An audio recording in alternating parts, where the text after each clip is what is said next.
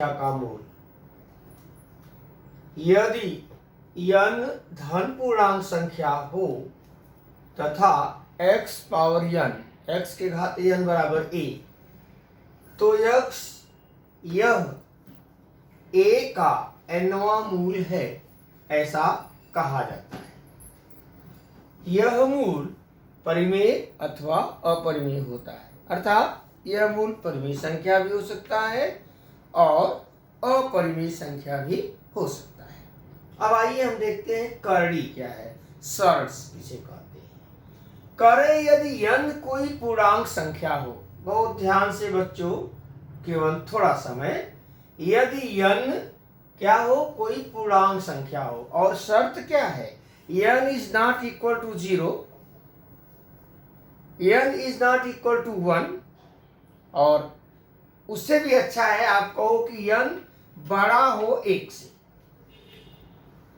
n कोई पूर्णांक संख्या हो और n बड़ा हो 1 से, इसका मतलब कि n 1 से बड़ी धन पूर्णांक संख्या है। स्पष्ट है, n क्या है, 1 से बड़ी कोई धन पूर्णांक संख्या है, तथा a कोई धनात्मक परिमेय संख्या, a कोई धनात्मक परिमेय संख्या हो। यहां धन परिमेय संख्या की चर्चा हम कर रहे हैं, और n कड़ी में a अपरिमेय संख्या है, तो n कड़ी में a को करड़ी कहते हैं। देखिए n कड़ी में a को आप a पावर 1/n भी लिखते हैं, यहां देख सकते हैं। n करड़ी में a को हम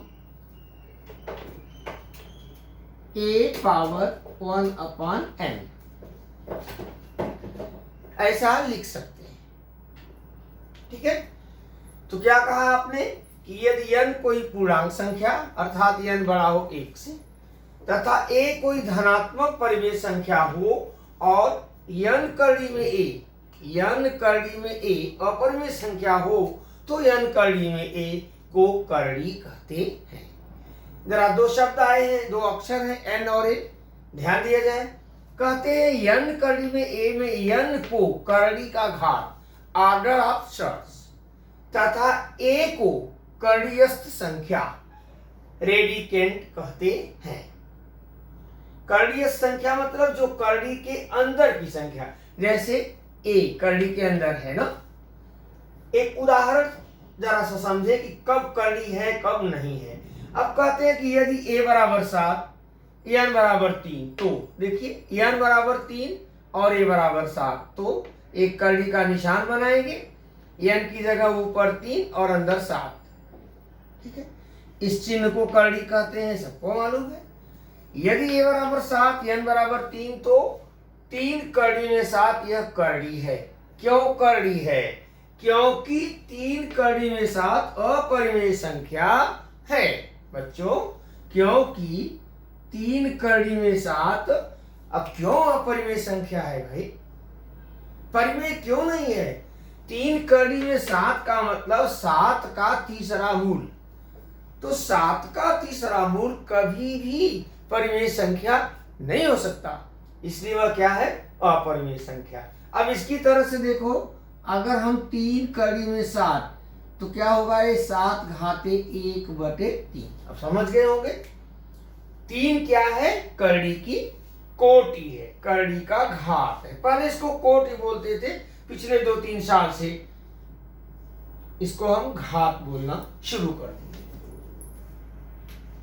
अब दूसरा उदाहरण है, यदि a बराबर 27, n बराबर 3, तो 3 करड़ी में 27 बराबर 3 करड़ी नहीं है, करड़ी नहीं है। क्यों?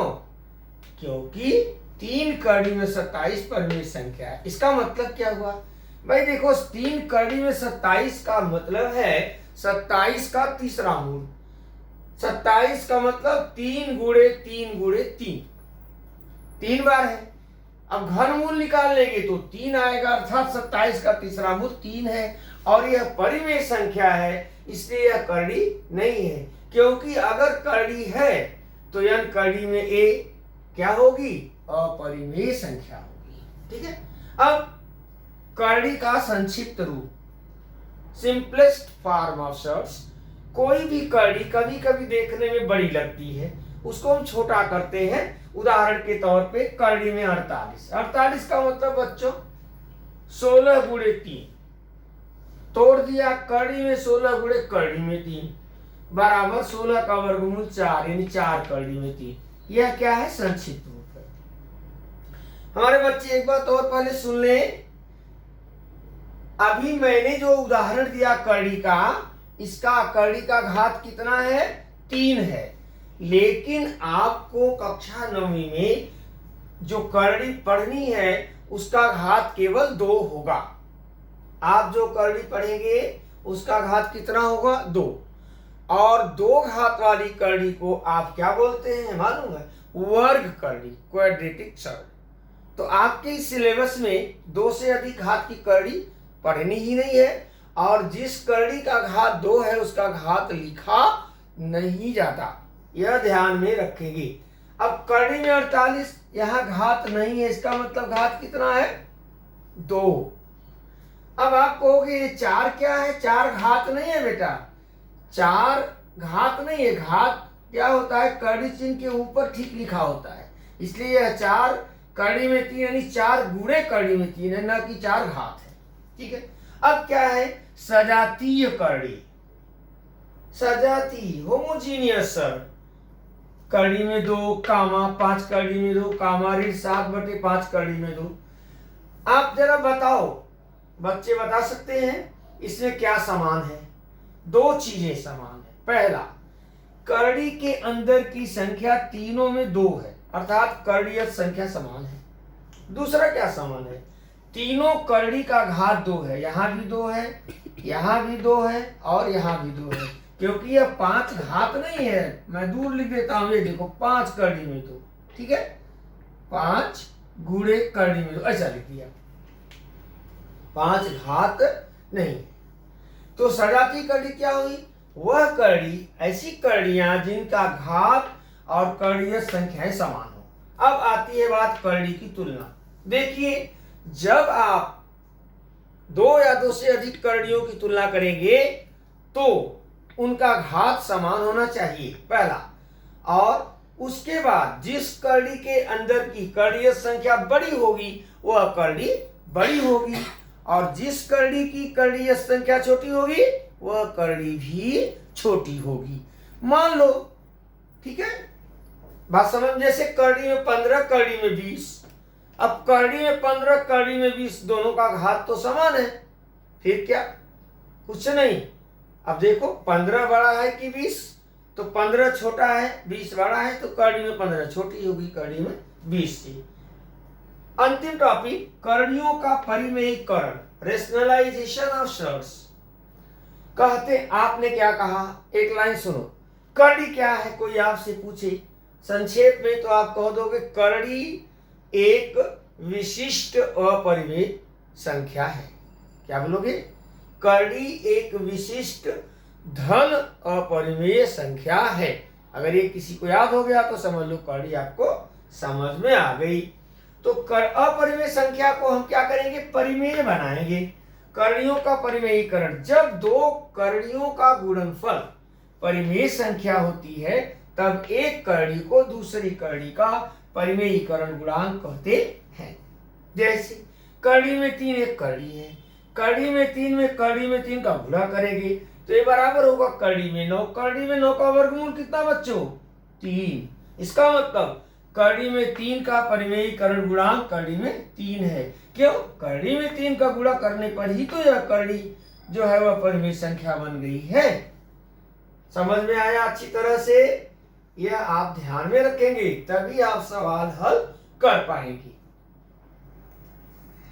प्रश्न संग्रह 2.3 बच्चों, पहला सवाल है इसमें कि निम्न करड़ियों की कोटि बताइए। वो आप देख करके बता लेंगे।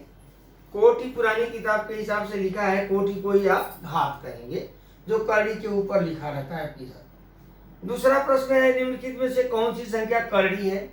ये भी आपने करड़ी की परिभाषा और सबसे जान लिया है, आप कर लेंगे। तीसरा है सजातीय और विजातीय करड़ी पहचान करके लिखना है। तो ये 3 सवाल आप करेंगे। अब प्रश्न 4 से हम बता रहे हैं। प्रश्न 4 क्या है? संक्षिप्त रूप में लिखना है। हमने उदाहरण आपको पढ़ाते समय तो दे ही दिया है। चलिए संक्षिप्त रूप देखिए क्या है। कह रहे हैं कि प्रश्न 4 का पहला कड़ी में 27। अब आप ऐसे प्रश्नों को हल करते समय कड़ीयस्थ संख्या को 2 भागों में तोड़ो। ऐसे 2 गुणनखंड करो कि एक गुणनखंड अधिकतम पूर्ण संख्या, पूर्ण वर्ग संख्या बने। जैसे कड़ी में 27 का मतलब कड़ी में 9 गुणे 3, 9 क्या है? पूर्ण वर्ग संख्या है, बराबर कड़ी में 9 गुणे कड़ी में 3। अब 9 का वर्गमूल 3, 3 कड़ी में 3। दूसरा है कड़ी में 50। अब 50 का तो आप 10 गुणे 5, 10 बचे 50 भी कर सकते हैं, लेकिन न 10 पूर्ण वर्ग संख्या है न 5, तो क्या होगा? 25 गुणे 2, कड़ी में 25 गुणे कड़ी में 2, कड़ी में 25 का मान 5, 5 कड़ी में 2। तीसरा है 250, 25 गुणे 10, कड़ी में 25 गुणे 10। ऐसा क्यों किया? क्योंकि 25 पूर्ण वर्ग संख्या है। अब कड़ी में 25 गुणे कड़ी में 10 बराबर 25 का वर्गमूल 5, तो 5 कड़ी में 10। इसके शेष प्रश्न कुछ और हैं जिन्हें आप खुद से कर लेंगे, बिल्कुल सरल है। प्रश्न 5 पे आइए। प्रश्न 5 क्या कह रहा है? क्रम संबंध बताइए, यानी तुलना कीजिए कड़ियों की। हमने आपसे क्या कहा भाई कि कड़ी के अंदर की जो संख्या बड़ी होगी वह कड़ी बड़ी होगी, लेकिन कुछ कड़ी ऐसी है जो संक्षिप्त रूप में लिखी गई है।